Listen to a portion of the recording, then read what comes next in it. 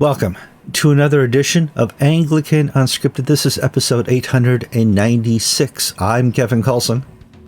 I'm George Conger. Today's January 7th, 2025.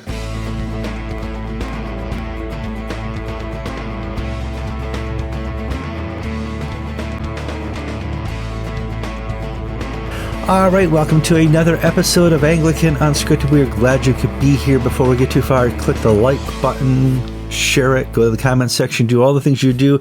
You know why? Because it's a new year. The 2024 is gone. All that happened last year is just a memory, hopefully something we learn from, especially if you're a leader in the Church of England or the Anglican Communion, but we'll talk a lot about that a little bit later. If you're looking out behind me, that's not, okay, there's blue sky, but there wasn't blue sky yesterday. Yesterday it snowed some 12 or 13 inches here in Maryland, where I am for a month or two, and it's cold. It's 22 degrees Fahrenheit, and I think that's like minus 7 or 8 Celsius. George, you're in Florida. How's the winter down there? Well, it is winter. It's in the mid-60s right now. You can see I have my winter clothing on. 2025 has started off with a bang, work-wise. We had very busy Christmas, very busy New Year, lots of stuff going on, worship all the time. Yesterday, we had the Feast of the Epiphany, and I blessed water and salt to last me for the year. And the church news is just as fast and coming at us with no break since Christmas. No, not at all. So just a couple of show updates. We'll continue through 2025. Anglican Unscripted and Anglican Inc. and Anglican TV, that mishmash of ministries will continue. We'll continue to post articles over on Anglican.inc. We're going to refer to a couple of them in today's show.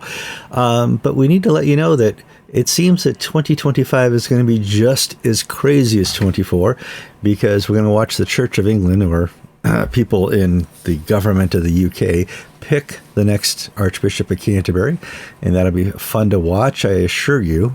George and I'll give our pronunciation on that later. And there's just a lot happening, politics and church-wise. George, let's get on to the first story here. You sent me a nice PDF all outlined, and you said Welby is done as of January 6th, and this is true. I am Twitter friends, or ex-friends, better say Twitter, friends with Archbishop of Canterbury, Justin Welby, and it showed him laying his crusher on the altar and spending a day in fasting and prayer, and just a quiet, private day. But you tell me here in the show notes that that's not true. So we need to talk about the last lie of Justin Welby. What's going on?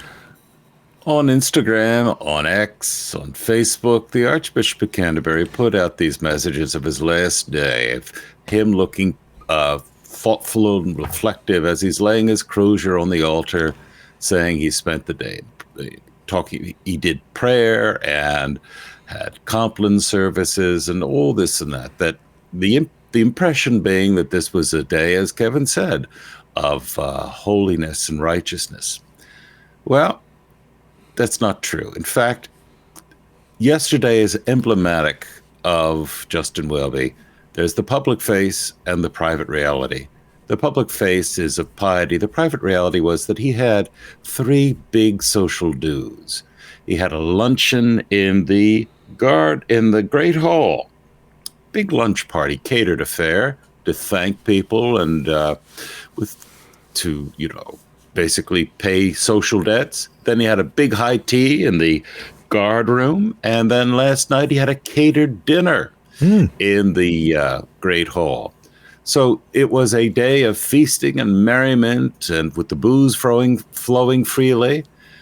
But the public face is not Justin Welby lifting a cocktail glass and thanking those who had supported him in his ministry. The public image is Justin Welby looking all pious and pensive in front of the altar, contemplating his soul, when the reality is he was contemplating his liver in the social whirl of his last day in office. Maybe he had expense accounts that he wanted to basically empty out, and the budget was there for a big shindig, and that's what he did. Boy, this is the 2025 budget. He could, spend it all. It's gone. So, it wasn't that I was peeping out the windows trying to find out what was happening, but I had several texts and emails and a voice message saying, this man is such a liar. And the indignation from people over this, of just, can't the man just, he has no conscience. He has no sense of the appropriateness of things. And I agree to that. I mean, as far as he does not know how this looks, or he has no people in his communications or press room that understand how this looks outside the church, how this looks on the BBC, how this looks here on Anglican Unscripted, where you try to present one image, one narrative, and when all we have to do is turn the page a little bit, and we find out it wasn't true. It may have been partially true, but yeah. Well, I think this also is going to sort of set the scene for his retirement. He has a house in France. He has several millions in the bank in monies, and he will not lose his place in society. His social circle will still accept him and still, laud him, but he'll just do it off camera. So he may, we were debating, Kevin and I, would he ever show up in the BBC again? Maybe now that he's freed from his former responsibilities, he might just mouth off on what he believes. Sure. But there are no penalties for Justin Welby. I know this sounds silly, but it reminds me of the Profumo scandal. He was a cabinet minister in the early 60s. Yes. Who was involved with call girls, and he had to resign, and he spent the rest of his life doing good works. And his political career was over, but his social life wasn't affected in one tiny bit. Yeah. So whether with Justin Welby is the Profumo scandal of the Church of England, I don't know. But there's certainly... Well, let's just go back to the 80s. When I first became a believer in 82, 83, 84, the biggest scandals within Christendom were Jim and Tammy Baker, Jimmy Swaggart, the name it and claim it's of the time. And we now have within the Church of England leadership, not just Justin Welby, other people who kind of make Jim and Tammy and Jimmy Swaggart look presentable. Well, I guess that wasn't so bad. That wasn't such a bad time in the church when you're watching the hell that's escaping now into the church. The church cannot deal with accountability and deal without finding out what went wrong. Doesn't have any ability to do it. And the Macon Report is a big example of the failure of people like Justin Welby to investigate and follow up and set a pattern that we will not repeat, so that we do not let this happen again. Well, we had two little stories in Anglican Ink. One, an original item by a man who retired Church of England minister who actually lived in the same house with Welby when they were at Cambridge. And Welby, the man was from a working class background, and Welby, the old Etonian, and they were just treated so very differently by the church. Upstairs, downstairs almost mentality. And one of the things that this fellow shared in the Anglican Ink story was that Welby knew full well about the Smythe scandal when he was in his early 20s.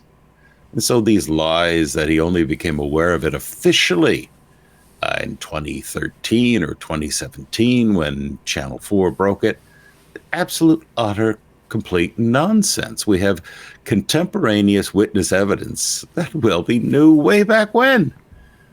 And, as the learning lessons, Welby finally met with the abuse victims. And Welby, and there's one fellow named Graham, he goes by that name, who's an abuse advocate and a victim of clergy abuse. And Graham reported that Welby was petulant, surly, distant, cold. He didn't address anyone by name. And it was like he's like a child being forced by his mother or nanny to apologize. And so he does so petulantly and then walks out when he's done his duty, but he's not doing a damn bit more. The man, either he's so badly damaged by his screw up, or he just doesn't have it. Well, we discussed before his being raised and his mom and father and the father he thought was his father, who's not his father. Clearly, in my humble opinion, that would have an effect on somebody's leadership qualities. However, when Justin Welby was first nominated and first brought up, I was an advocate for him. I'm like, he's the evangelical. He's attended some of the evangelical churches in London. He could probably do a good job because we were finishing up with Rowan, who did not do much other than present his druid-like eyebrows and talk very Lord of the Ring-ish. But other than that, Justin Welby has been a disappointment, and we pray for him that he would have a retirement where he gets to walk with the Lord and return to the fold of the church. So, well, let's move on to our next story, George. And we'll be talking about this soon. Who's going to be the next Archbishop of Canterbury? Stephen Cottrell, I cannot pronounce it. I'm a stupid American, is under pressure to resign. He said, listen, I don't want to be the next Archbishop of Canterbury. Nobody does. But I'm not going to step down. I still want to be the Archbishop of York. But the BBC reports that he has misled people about the David Tudor case. Let's give a quick update about the Tudor case, George. Well, David Tutor was a charismatic evangelical clergyman who was a very great preacher, but he was also a child abuser. And he actually went to trial, and the verdict was thrown out because of a legal technicality. Mm-hmm. He paid a settlement to his abuse victim, and the Church of England forbade him from working in schools or whatnot. The guy still stayed in the ministry. Well, 2010, Cottrell becomes his bishop. And Cottrell knew about this guy's past, that he was a sexual abuser. Now, there are sexual abusers. There are men who sleep with 17-year-old girls saying, oh, I thought she was 18. Okay? That's one level. And then there's David Tudor. And what David Tudor did is he sexually abused a young girl, and he forced her to perform oral sex and then beat her about the head as he shouted Bible verses at her, condemning her for being a slag and a slut. Okay, this is a sick person, okay? And Cottrell knew this in 2010. But Cottrell said, well, I can't do anything because double jeopardy. He's already gone through the courts, and I don't want to get sued by Tutor. Okay, well, maybe you can assign him to Okeechobee, which is in Florida. If you're not a good priest, you wind up in Okeechobee. Yeah. So. I spent time in Okeechobee, so I can say that. All right. Well, that's one thing. And so Cottrell's defense was, well, I was sort of stuck with them and this, that, and the other. Helen Ann Hartley, the bishop of Newcastle, said, well, those are disingenuous statements. He could have done this, that, and the other. But then the BBC reported that knowing that this man was this sort of abuser, he promoted him to area dean and honorary canon. So there are calls for Cottrell to go. But Cottrell has made a different stuff than Welby. And Cottrell's basically saying, yeah, forget you. I'm not taking one for the team. No, I agree. Yeah. Gavin Drake, who is a former director of communications for the Anglican Consultative Council and is now a victim's advocate and is a harsh critic of Cottrell. And Drake is no friend of Anglican Inc., so we're not pushing somebody who's on our team. In fact, he's criticized us sharply when he was head of the communications Anglican Yes, he did. Consultative Council. I have met him, but yeah. So well, and he was an advocate for victims during that time, and he talked to Stephen Cottrell at a primates meeting and about the problems of abuse, and Cottrell said, "Don't be shouty about this." Meaning, keep your mouth shut. Who do you think you are? I'm the boss. I decide what we're going to do and not do.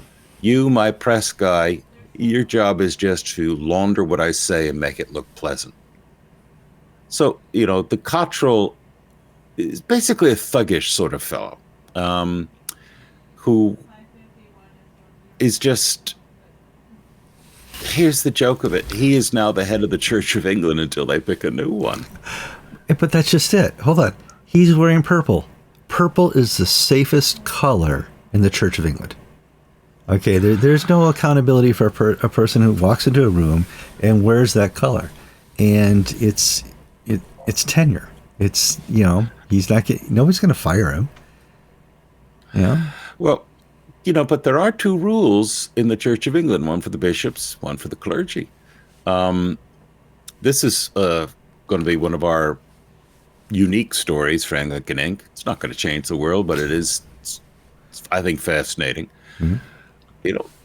Clergy in the Diocese of London who were named in the Macon report, Rico Tice being one of them, had their permissions to officiate removed. And basically can't work as priests. They're retired, but they can't do anything anymore. Joe Bailey Wells, the assistant bishop of the Anglican Consultative Council, lost her permission to officiate. However, she's still working at the ACC.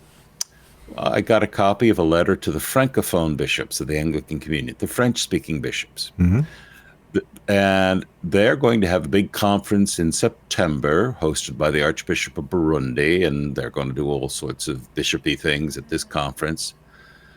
And Joe Bailey Wells is organizing it and is going to be leading it on behalf of the Anglican Consultative Council. What topic would she be able to lead a conference?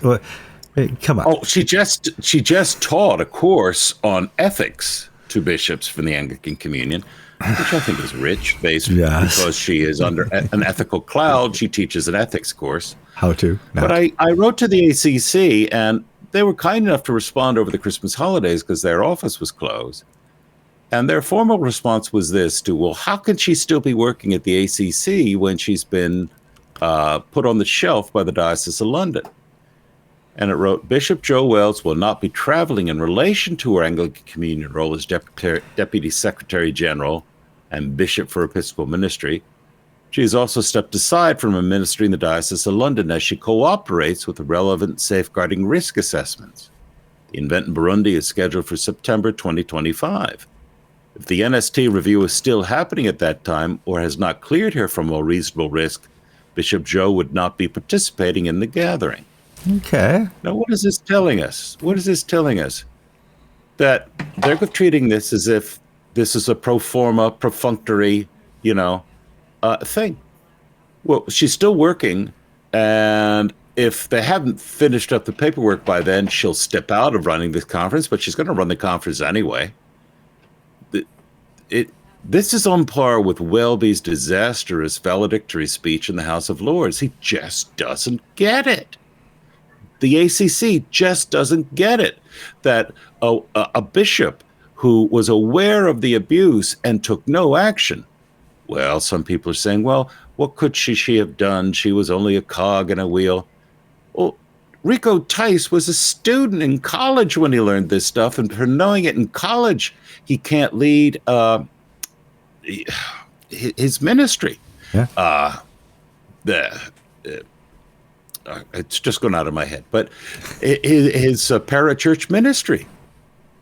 But Joe Bailey Wells, because she's a bishop, she continued to do her work, but it won't have to travel, and she won't have to take services in the Diocese of London. It's as I would say, big effing deal. She's still on the payroll. Yeah. She's not, the mindset is that the mindset in the establishment and the Anglican Consultative Council, Lambeth Palace, and the church house is, Welby took a bullet for the team. The whole team. Whole team. Whole team. So Yep. Welby, was the man and stood up, and he was executed to put fear of God in others, but the rest of us were safe. So Wells, who should be out on her ear, teaching ethics courses to bishops? No, this is just... She could teach They just don't get it. Yeah, how not to be accountable. That would be a good class she could teach. She could teach buck passing, yes, bureaucratic log rolling. Yeah, my hero, Justin Welby, who took one for the whole team, the entire team. Yeah, it's crazy. But in episode 895, our last episode before Christmas, we reported that MI5, the Lord Evans, who's the former head of MI5, is going to be the chairman of the Crown Nominations Commission, which will help recommend who the next Archbishop of Canterbury will be. And you know what we said? We teased. We said, "Oh, this is beyond ridiculous. You can have a former head of the spy agency in the UK do this." And we got some emails that said, "Guys, he's actually pretty decent. Let's do a little follow up." Yeah. We were wrong. Yeah, we were wrong about our teasing was, do you want a former secret policeman in charge of picking the Archbishop of Canterbury? KGB, maybe. No. Yeah. And people saying, George, Kevin, you're wrong. This guy is a believing evangelical Christian. He is the goods. And he's one of the few people in Britain who will talk about the problem of militant Islam.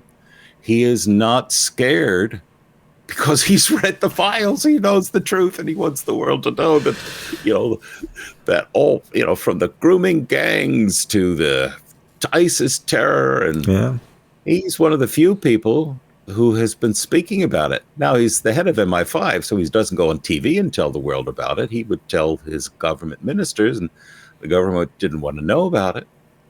But he is someone whom can be trusted. We are told by people whom we trust. Yes, absolutely.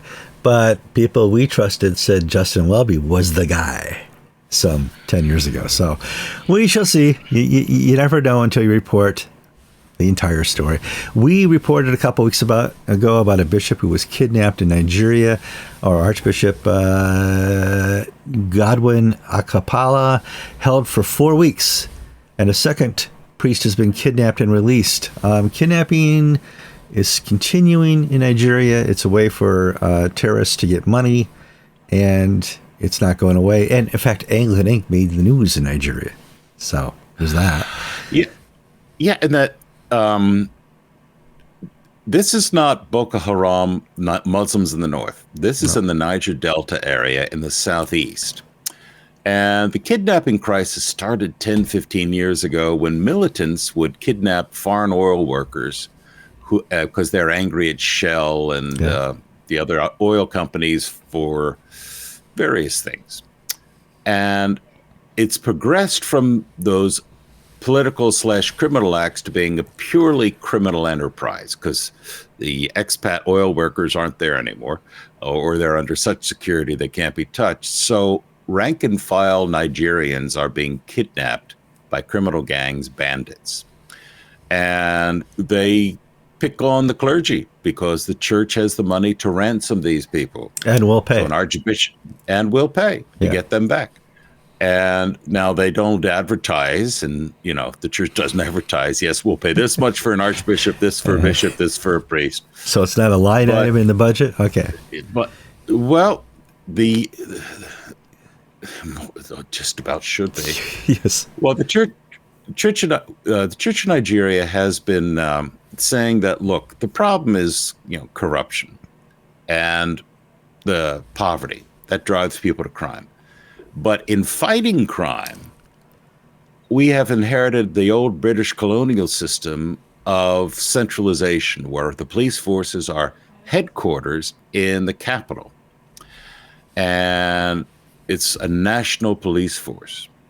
And what we need in Nigeria is local policing, which means from the police officers speaking the local dialect or local language, having knowledge of the local area. So we need either a state police or a local police forces. And, we at Anglican Inc. sort of collected some bishop speeches on these points over the past year and put it out in an article. And then this was picked up in the Nigerian press and saying, it's an issue of, fighting this is a question of centralized policing or local policing. Mm-hmm. In the United States, we have local policing. The New Orleans case of the terrorist, will start off with the New Orleans police, and then the state police may get involved, or the FBI may take it over because it's terrorism. But the point being is that it's not just only the FBI doing the job. And in many cases, the local police are more competent than the FBI. Except for New Orleans, but well, a lot of corruption in New Orleans. We got the problem that nobody seems competent in New Orleans. But no, the former mayor is still in jail. The former police chief is still in jail. New Orleans is a story unto its own ever since Katrina. So, this is this is how things work in Nigeria, in Uganda, and other places. We still haven't caught Coney from 2012. This stuff will go on forever because there's no ability for the government or the police to stop this. It's like the Mexican cartels. They're just there always. Well, it also speaks to the legacy of colonialism. Because, when we Americans ran the Philippines, we had a national gendarmerie, national police force. Yep. And when the Philippines got independence, 45, 46, after the war, they just kept the structures put in place. Same with Nigeria, same with Uganda, of national police forces that were easier for the British to run, or the French, or whoever it was, the Americans. Whereas in the United States and the United States, we have a system of local police forces. So, and one of the problems we've had over the past few years is the politicization of the national police, the FBI, and that is sort of a hedgework. Local police force are sort of a hedgework and bulwark of political corruption. So, like in the Trump assassination case here in Florida. We've had the governor saying, I don't really trust what the FBI is doing with this case, and he can have the state police, Florida Department of Law Enforcement, take the lead on it. And it keeps things honest, if you will.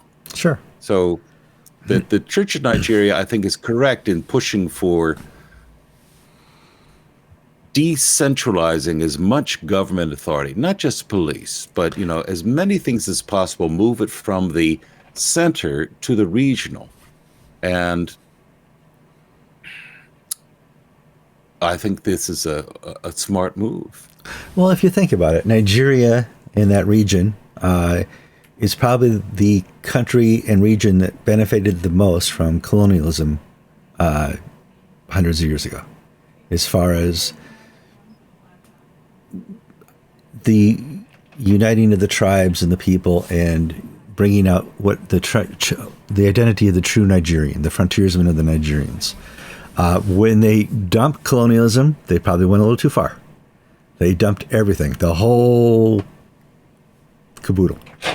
So we'll have to see.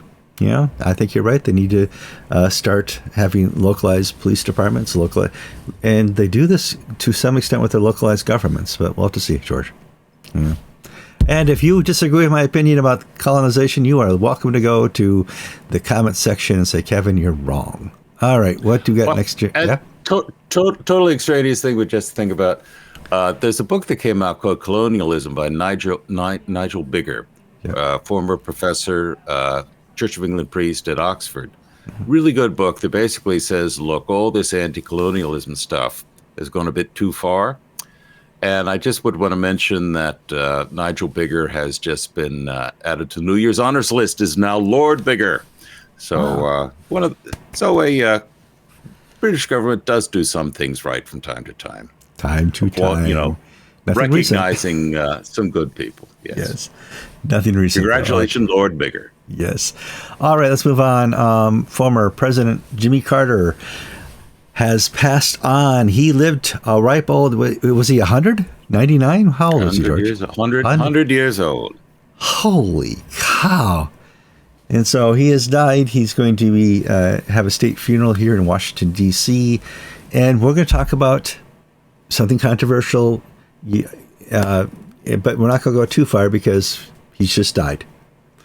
But you put here in the show notes, talking about Jimmy Carter, there's the public persona as a Christian. How Christian was he? He was certainly a failed president, a failed Bible scholar, failed Sunday school teacher. But I don't know if we can go and say that he was a failed Christian, because it was probably just how he was taught to be a Christian. And in somebody's death, I would like to talk about the good things he did. Habitat for Humanity. He certainly wanted to, like every other American president in the 60s, 70s, and 80s, he wanted to reunite the Middle East. He had Anwar Sadat and who was the guy that was killed? Menachem Begin. Sadat was killed. Menachem Begin was the... Yeah. Over here to do some peace talks. He tried, George. Isn't trying enough? No. My mother, it's, you know, if I can't say anything nice, don't say anything at all. Mm-hmm. And I think this rule applies to Jimmy Carter. It does. At least he lived long enough so that now he knows that he'll not be the worst president of the United States of the modern era.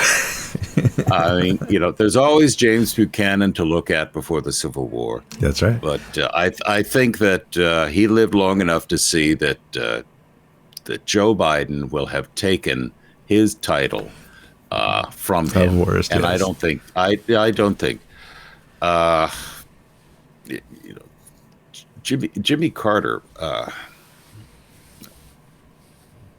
Well, I went to college and was a fraternity brother of the son of one of Carter's members of Carter's cabinet. I'm not going to say names because I don't want to get anybody in trouble. Yeah. And one of the things that I asked, you know, we would say, what is Jimmy Carter like? And Jimmy Carter was very short-tempered. He thought he was the smartest guy in the room at all times. Mm-hmm.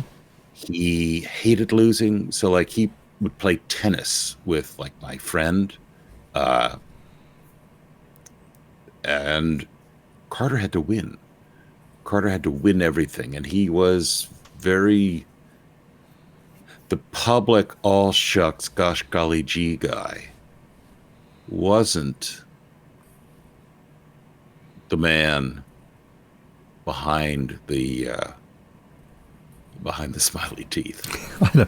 Roslyn was, but I would say that you never really know who people are until confidence come forward.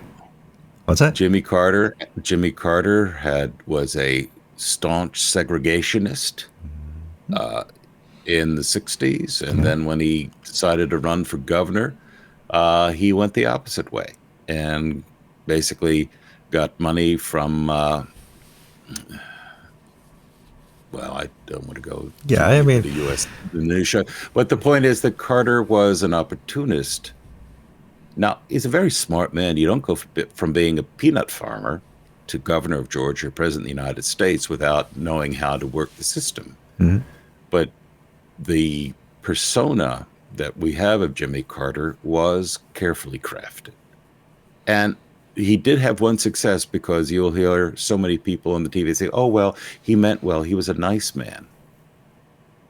That's one of the things he hoped the world would see. Sure. Well, okay, quick. Just don't ask the Shah of Iran's family, or the people of Rhodesia's family, or the Rhodesians. It goes, the first thing I remember is when Russia invaded Afghanistan, and Jimmy Carter took us out of the Olympics. And I happen to know some people who were training for the Olympics at the time. And it was very disappointing. And they're like, all this effort, and I can't go because of what some other country did. That's kind of ridiculous. So let me say the most politically incorrect thing it's possible to say. Mm-hmm. the destruction of Rhodesia is one of the great tragedies of the 20th century. I know you're not supposed to say that. And Jimmy Carter's fingerprints are all over that terrible episode. And so today, that the standard of living of the people in Zimbabwe is far below what it was in the 70s, Sure. at the end of the Ian Smith era. Go back and think about trying to rescue the Iranian hostages. He sent over an ill-equipped U.S. force with a half broken down helicopters, and they ended up colliding two of the helicopters in a rescue attempt. And we have dead soldiers because they... People forget that Iran used to be a very sophisticated, westernized place. It was Very a nice Western place. Yeah. And Jimmy Carter tossed the Shah aside and facilitated the Khomeini coming into power. Well, Okay, if people you can't say go. anything nice, George, don't say anything. Yeah, please go to the comments. Tell us what your thoughts of Jimmy Carter, good or bad, and what you remember. Because he's the first president I kind of remember. I remember as a little kid watching Nixon fly away from the White House after he was kicked out. I remember Ford coming in. But as far as presidents that I remember, because my parents were Minnesota Democrats, Jimmy Carter was the bang. He was the bomb. You can't get better than that. He used to be a farmer like us, Kevin. We love him. Let's move on. We're going to talk about a horrible scandal. And half our audience, 47%, according to Google, is from the UK, Europe area. And and you've heard what's going on with the grooming scandal, with kind of the losing of your streets to Islam, and the losing of your fragile right to speech to those people who think that you're not allowed to insult or offend anybody on social media. And it's hard to watch over here from America because we almost went down that road. We voted for somebody else, but we were on that path that you are currently driving headlong into, and you have our sympathy. But we're going to talk a little bit about the grooming scandal because the owner of Twitter, now X, has brought it up. He's calling for inquiries into it. He's posting some of the notes and some of the investigation stuff, which is just horrid about what these Muslim gangs did to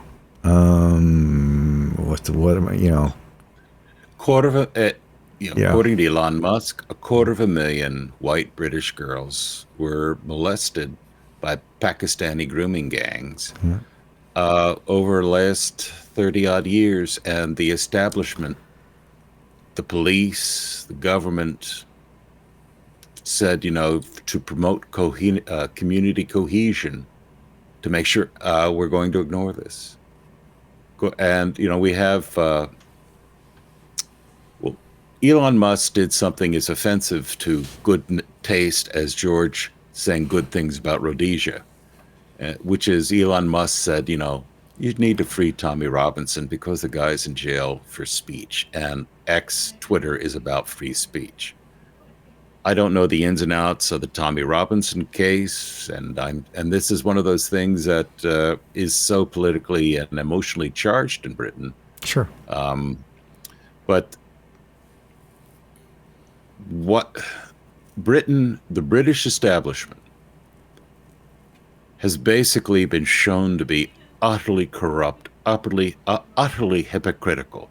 Labor, Conservatives, police officer. Must put out a film of a police officer, British policewoman, saying that in 2008, Prime Minister Gordon Brown and the Home Office put out a letter to the police forces saying it will be presumed that these 5-year-old, 7-year-old, 12-year-old white British girls who are being gang raped are consenting to their abuse. So police don't investigate.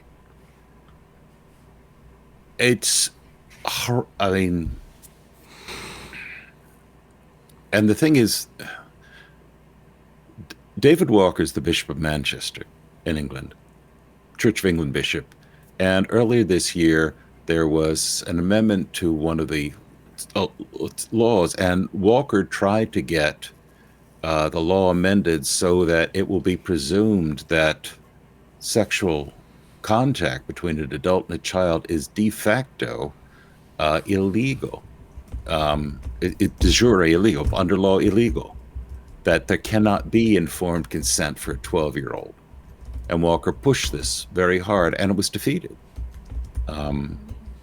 Now, for the United States, we have something called statutory rape, where you go to jail if you're an adult and you have sex with a 17-year-old.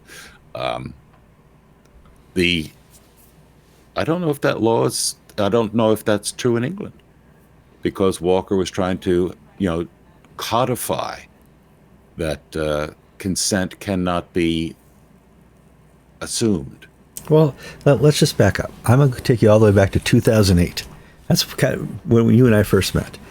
Rowan Williams said in public at some type of presser that they need to entertain the ability to have Sharia law courts in Britain, in the UK, because they're a pluralistic society. There's enough Muslims in this country that, it would be okay if the Muslims were judged under Sharia law and not under the UK law. Little controversy for Rowan at the time. I think he probably regretted it, saying that. But at a certain point, we know that when you become the majority in a country, you get to choose the laws that you are under. It's just a way for people in the UK government to say, this is kind of what's going to happen anyway. Why don't we fess up and make sure that when they do become in power, they don't throw us off buildings because we help support them. I wonder if it's too late in Britain. The Blair governments, the Cameron governments, everybody else has allowed this immigration from the Muslim world. And the surveys show that about 25% of these immigrants believe that Britain should be converted to Sharia law, and that violence can be used to achieve this end. Well, that George, 75% of Muslims want to be happy, productive citizens. True. But when you have them all living in the same place, Tower Hamlets and Leeds and places like that, the violent minority soon cows the silent majority. Just like Gaza. And how many Gaza is a perfect example. Mm-hmm. The vast majority of people of Gaza don't want this crap with Israel. They want peace and this, that. But the Hamas wants war, and Hamas controls the streets. Britain has lost. Michael Nazarali was vilified when he said there were no-go areas in Britain that Christians can't go. Oh, that's so untrue, and this and that. And Donald Trump a few years ago was vilified when he said this. Well, we know it's absolutely true. And we know that for saying this, Kevin and George are now right-wing extremists under the government's definition. Well, we might be anyway.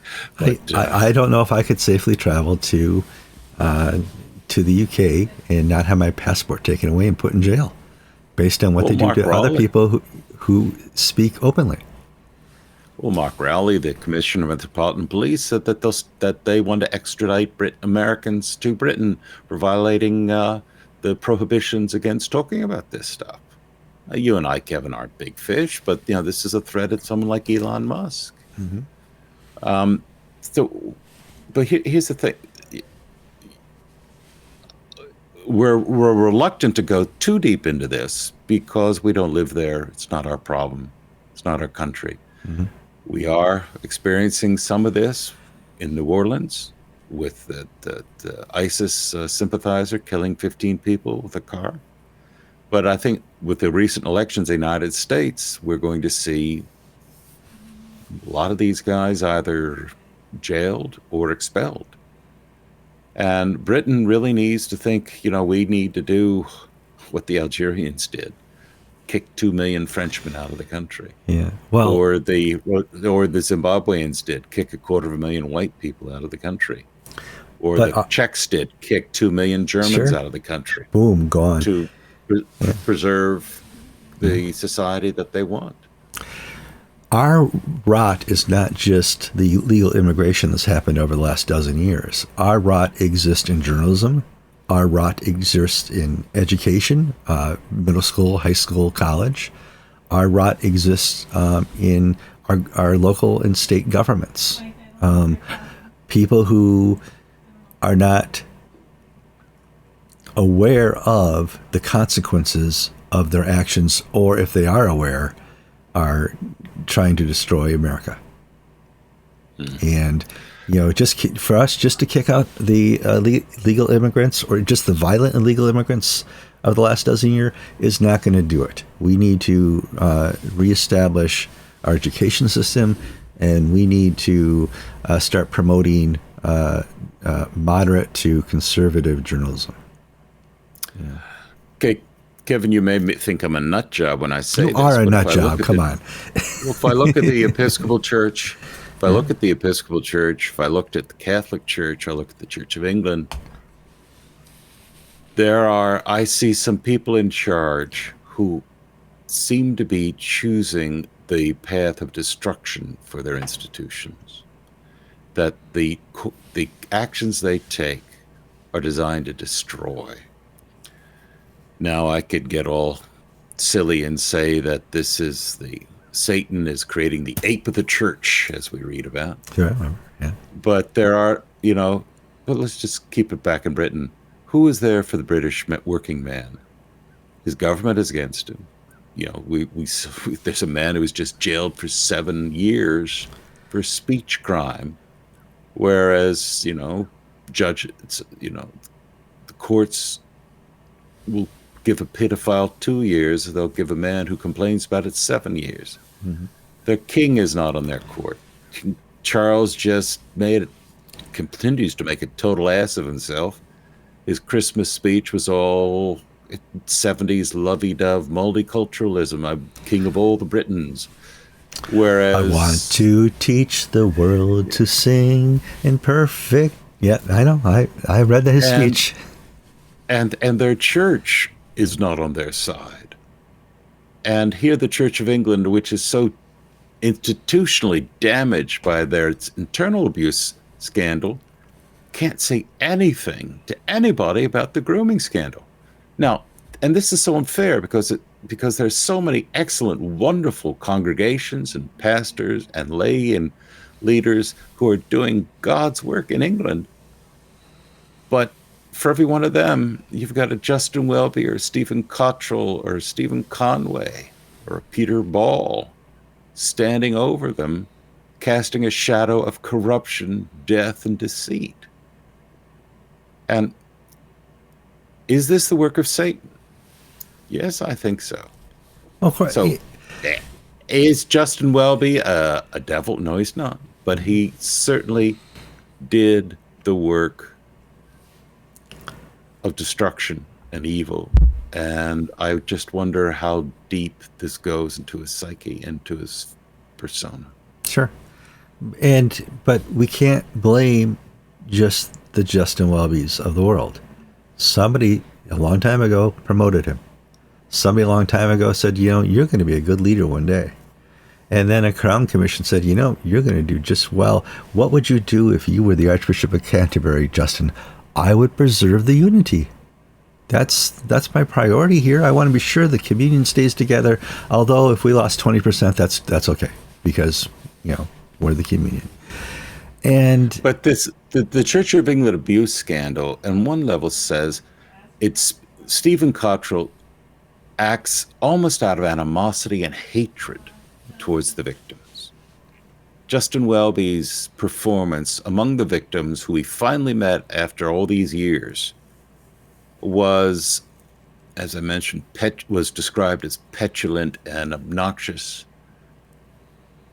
A Christian, knowing that these things would take place, would have, as soon as he found out, he may not have taken responsibility institutionally, but he would have said, how can I help you? How can I pray with you? He would do what a normal parish priest would do. And the Welbys and the Cottrells don't do this. Instead, they have such disdain for the great unwashed. It's the way the political classes and the courts and the police treated these girls who would report being abused. Oh, well, you're just, white trash, as we would say in the United States, and we value social harmony. So we're the worst of all of class snobbery has been married into political correctness and wokeness to give the establishment its religion these days in England. It's religion, which almost won in the United States. But it was too, George. It was too close. It was too close. Here in the U.S. And you and I are the same age. We were brought up reading the same books, and you have a little better education than I do. You went to more private schools than I did. No. I had a more expensive education, not a better one. Yeah. My father paid through the nose, but doesn't mean I got the benefit of it. I'm well read, and I probably read too many dystopian novels, sci-fi novels as a child. And that's where I get my perspective of you can't even give an inch to evil because it will take everything. And we see that within the church. It's so evident. We see that within culture. It is so evident. You see it in government. You see it in education. You see it in all the muses. You give evil just a little benefit of the doubt, and it's all over. Now, in the comments, viewers of Anglican Unscripted who already made it 51 minutes in, please tell us what you are looking for in the next Archbishop of Canterbury, the leader of the Anglican Communion. Are you thinking the next Archbishop will still be the de facto head of the Anglican Communion, or is it time for GAFCON in the Global South to put an end to that? Or do you think the office and the See of Canterbury is redeemable with the right person? I'd like to hear your opinion on that. And I'm going to call for more opinions throughout 2025, just so we can get more perspective of our audience. Slowly, this audience that we've had, when we started in 2007, 2008, was predominantly an American-based audience. In 82% was the original audience, according to YouTube. It's now clearly 45% U.S., 12% everywhere else, and then 41% or 38% UK. It's crazy. Well, it's not that we've lost viewers in the U.S., but we've just expanded. Keep going, yeah. No, we're not losing viewers yet. Here's some challenges. What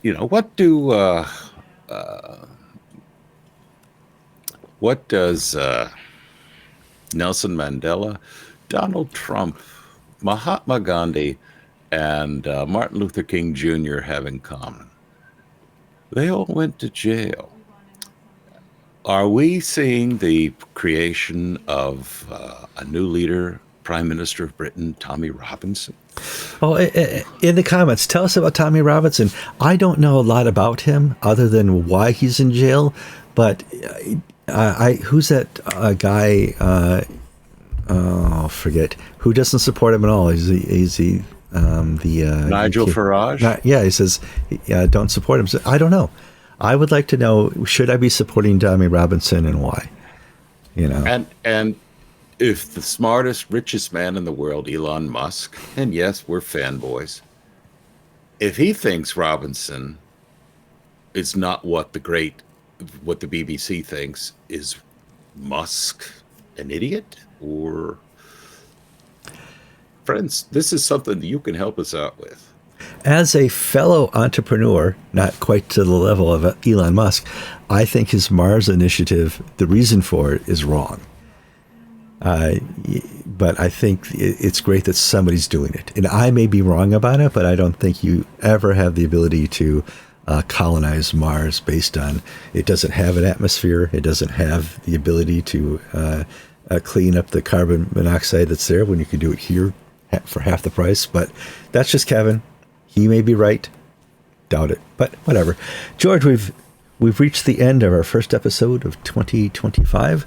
We want to thank you, our audience, for tuning in all these years, and we want to ask that you continue to pray for us. Being at the forefront, cutting edge of news within the church is difficult. It brings stress upon ourselves and our families and our friends, and we would ask that you continue to humbly keep us in your prayers.